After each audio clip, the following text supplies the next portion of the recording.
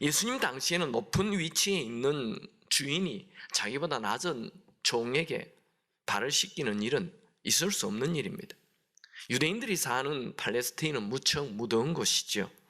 그 팔레스타인의 땅은 흙이나 모래가 많은 그런 흙길입니다. 유대인들은 그 길을 샌들을 신고 다녔어요. 양말도 없어요. 맨발에.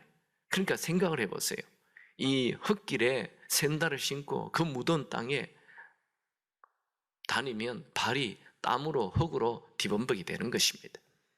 그래서 유대인들은 그 손님이 자기 집에 들어오면 이 집에 있는 노예, 종들 중에서 제일 낮은 노예가 가서 비천한 종이에요. 그 손님의 발을 씻어 주었습니다. 유대인의 오래된 미시나 법에는 아무리 종이지만 종에게 발을 씻기게는 하지 말라 이런 기록도 있습니다. 그러니까 그건 제일 낮은 천한 노예들이 하는 행동입니다. 예수님의 제자들의 발을 씻겼다. 이것은 낮아짐의 극치입니다. 지금 제자들이 누가 높냐 따지고 있을 때 예수님이 주라고 불리는 그 예수님이 제자들의 발을 씻겨 주시며 그들의 높아진 마음, 교만을 강타하는 것입니다. 이심을 깨어버리는 거예요. 예수님은 제자들에게 내가 너희들의 발을 씻어준 것처럼 너희들도 서로 발을 씻어주는 것이 옳다라고 말합니다. 14절 15절을 다 같이 읽겠습니다. 내가 주와 또는 선생이 되어 너희 발을 씻었으니 너희도 서로 발을 씻어주는 것이 옳으니라.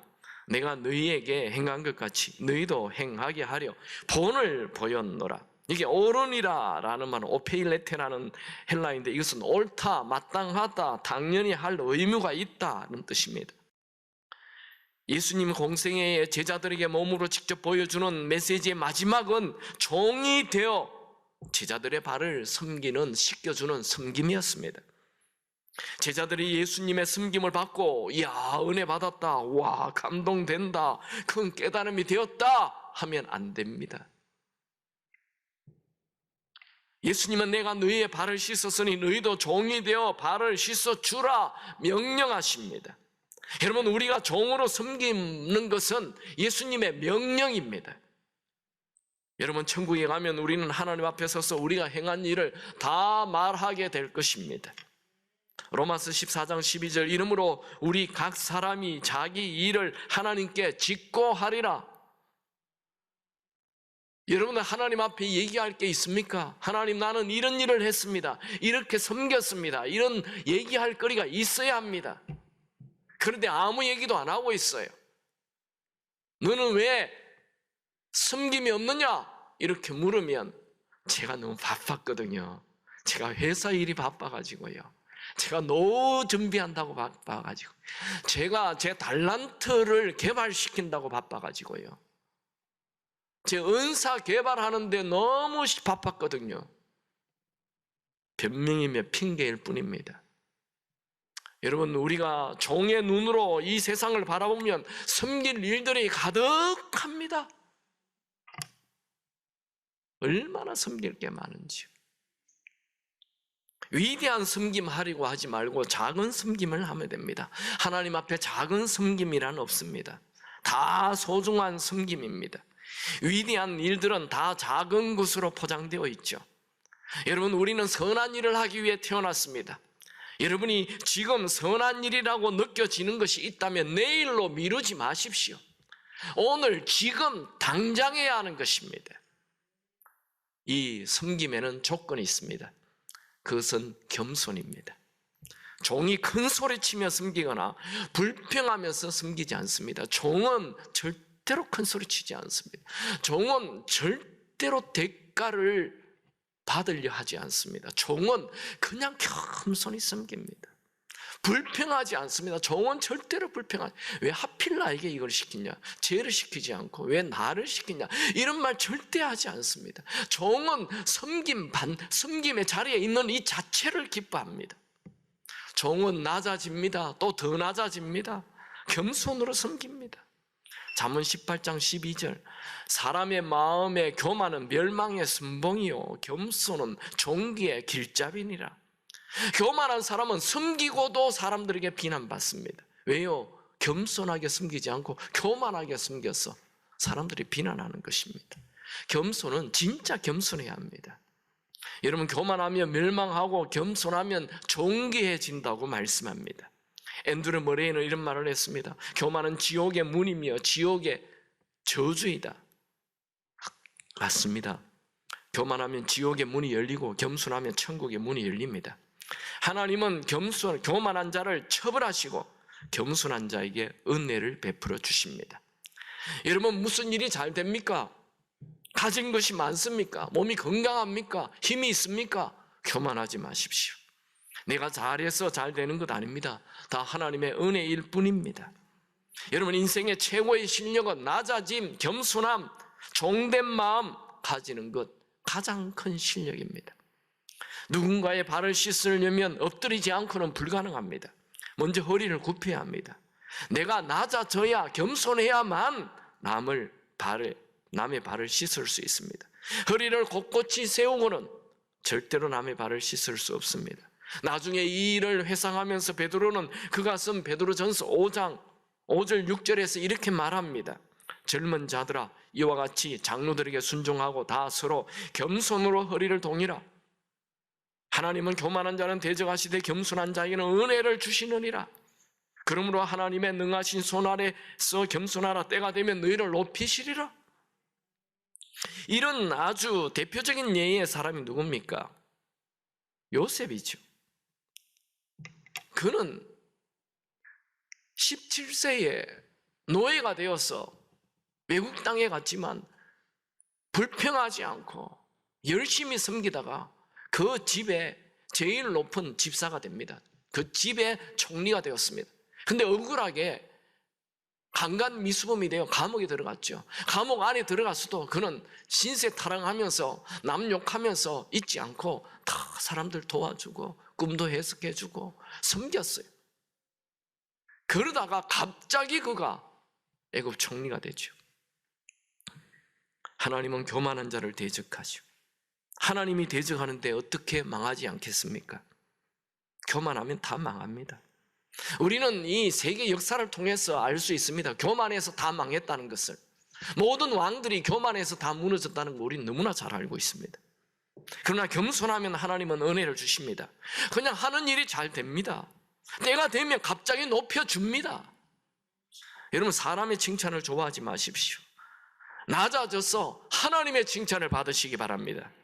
그 사람에게 은혜가 부어집니다. 요즘 우리 교회에서 새벽 예배에 이 신명기를 하고 있습니다.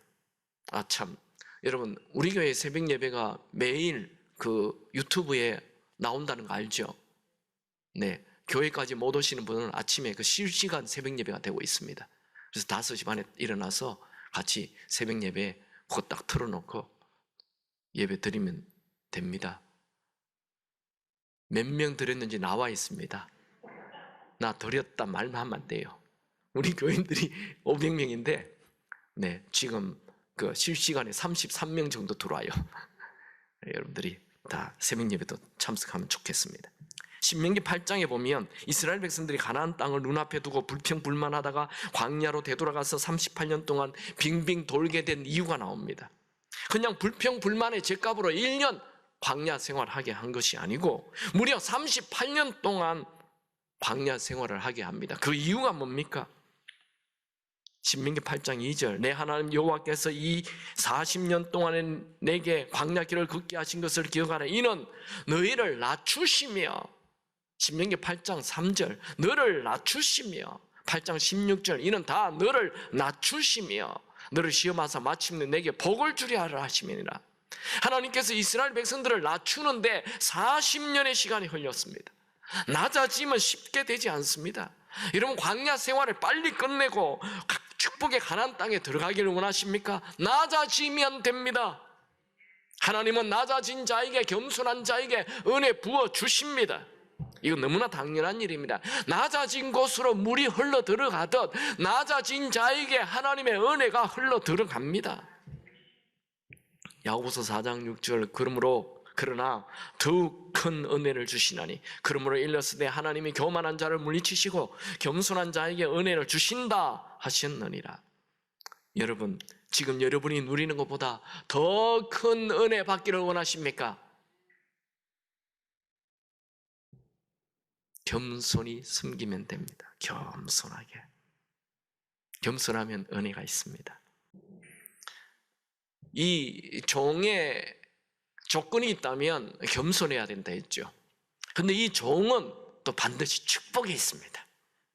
스스로 종이 되어 섬기는 자에게는 축복이 따릅니다. 예수님 말씀입니다. 요한복음 13장 16절 17절 같이 읽죠.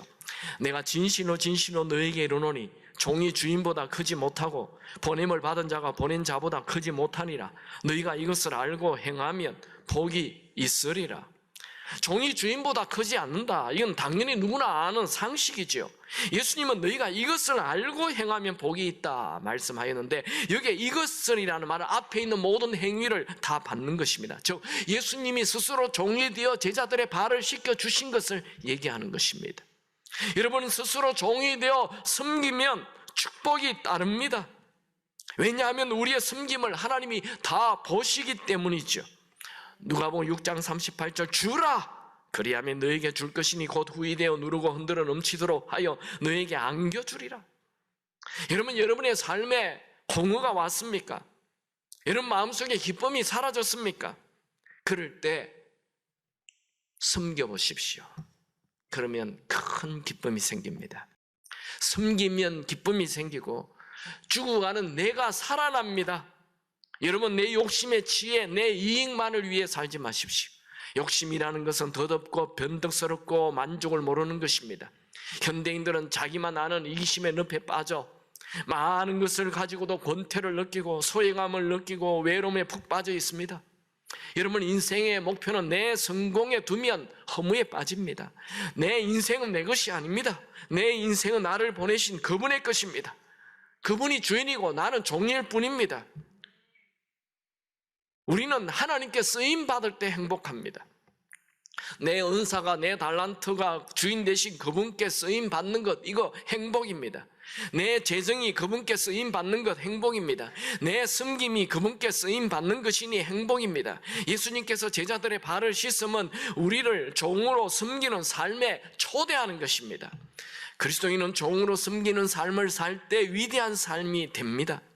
위대함에 이르는 하나님의 비밀은 바로 종으로 섬기는 것입니다. 여러분이 섬길 때 그 평범한 삶이 위대한 삶으로 전환됩니다. 하나님의 축복이 임합니다. 마더 테레사가 그냥 평범한 소녀였지만 그녀가 인도에 가서 그 어려운 사람들을 섬길 때 위대한 사람으로 바뀌었습니다. 여러분, 섬김은 섬김으로 끝나지 않습니다. 하나님의 복이 반드시 임합니다. 저희 교회 한 형제님은 그냥 교회에서 어느 날 식당 봉사를 하라 했습니다. 자기는 식당 봉사할 그런 은사가 없습니다. 그런데 주변에서 하라니까 할 수 없이 그냥 같이 식당 봉사를 3년 동안 아무 말도 없이 식당 봉사를 했습니다. 그리고 생각을 바꿨습니다. 내가 식당을 해야 되겠다는 생각을 해서 대기업을 다니다가 갑자기 그만두고 그냥 식당을 하기 시작했습니다. 지금 큰 식당 3개를 하고 있습니다. 한 식당당 한 100명, 200명 정도 모이는 앉을 수 있는 그런 식당을 하고 있습니다.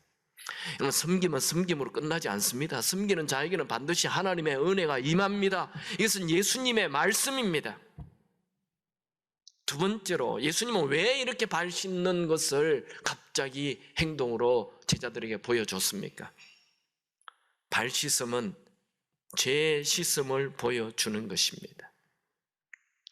여러분, 예수님께서 제자들의 발을 씻어주는 것은 단순한 그냥 위생적인 문제만 아닙니다. 예수님의 이런 행동은 이제 내일이면 십자가에 못 박혀 죽으시고 흘리시는 그 보혈이 죄를 씻어주는 것이라는 예시입니다. 예수님은 대야에서 물을 떠서 제자들의 발을 씻기기 시작했습니다. 아마 제 생각에는 12제자 중 다른 유다의 발부터 씻겼지 않나 생각합니다. 왜냐하면 항상 수학 문제도 어려운 문제를 먼저 풀어야 되는 것입니다. 쭉 12제자의 발을 씻기다가 이제 마지막에 나이가 제일 많은 베드로의 발을 씻길 차례가 되었습니다. 오늘 본문 13장 5절 6절을 같이 읽겠습니다. 이에 대야에 물을 떠서 제자들의 발을 씻으시고 그 두르신 수건으로 닦기 시작하여 시몬 베드로에게 이르시니 베드로가 이르되 주여 주께서 내 발을 씻으시니까. 다른 제자들은 예수님께서 자기 발을 씻는데 놀라움을 금치 못해서 그냥 가만히 있었습니다. 그러나 베드로는 가만히 있을 수가 없었습니다. 베드로는 주여 주께서 어찌 천한 제 발을 씻기십니까 하며 절대로 자기 발을 씻을 수 없다고 하며 거부했습니다.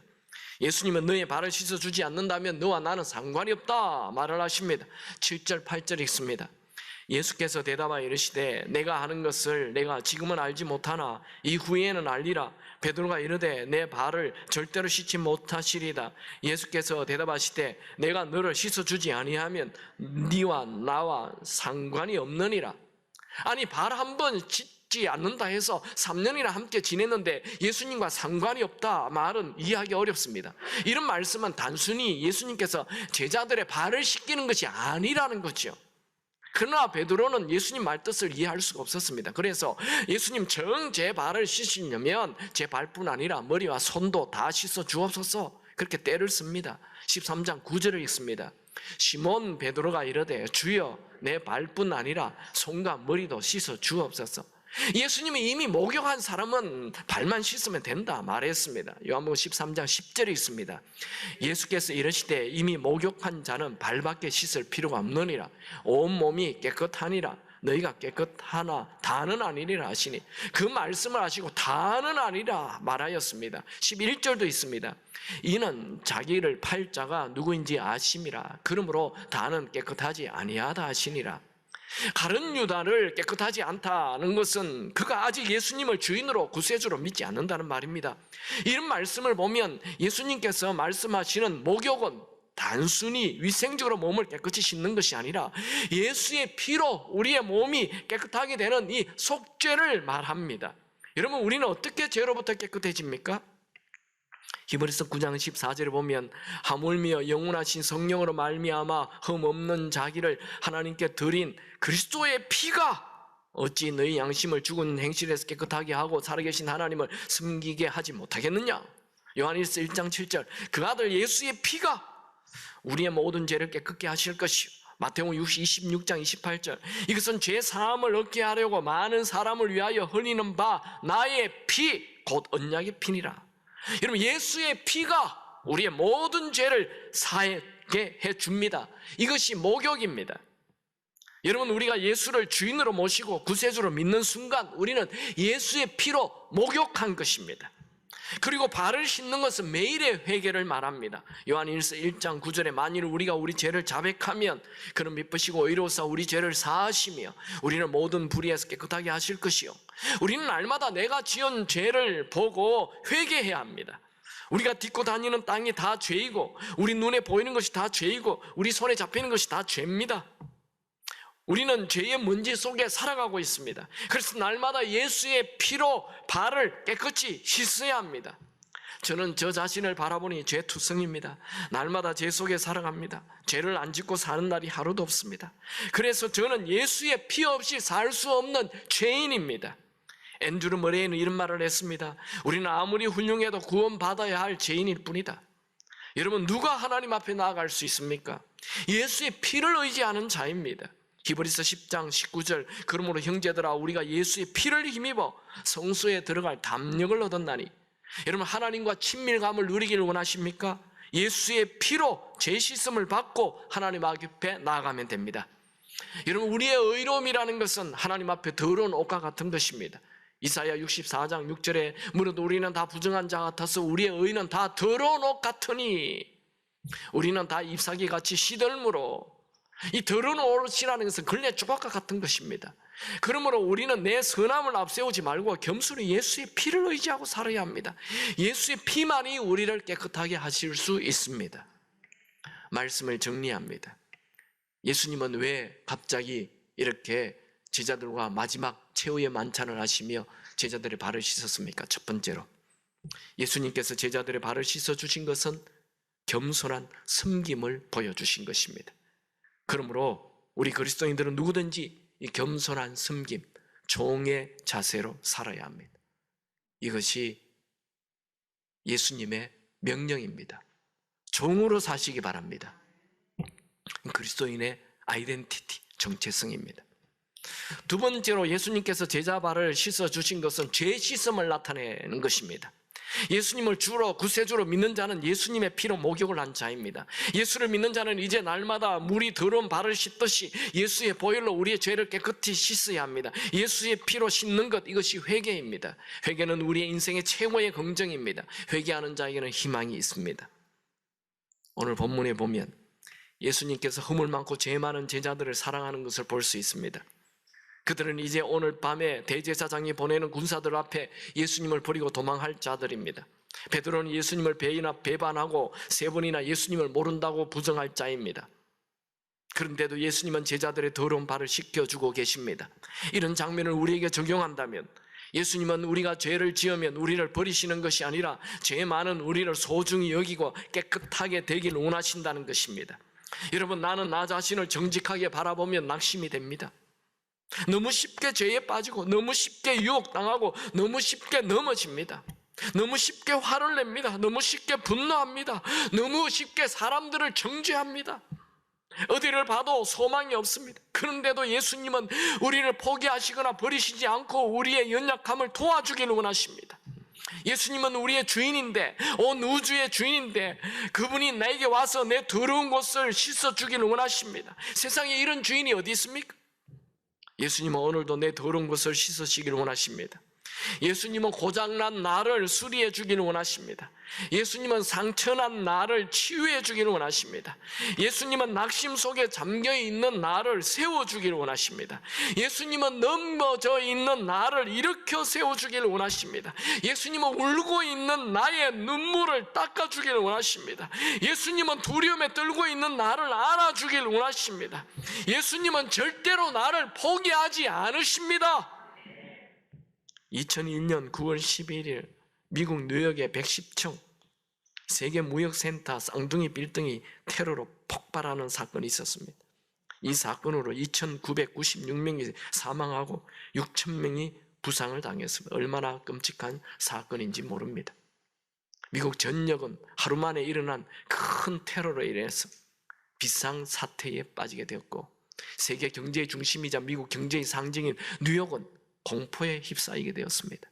테러 발생 직후 CNN 방송망을 시작으로 이 사건이 전 세계에 생중계되었고 9.11 테러는 순식간에 세계의 주목을 받게 되었습니다.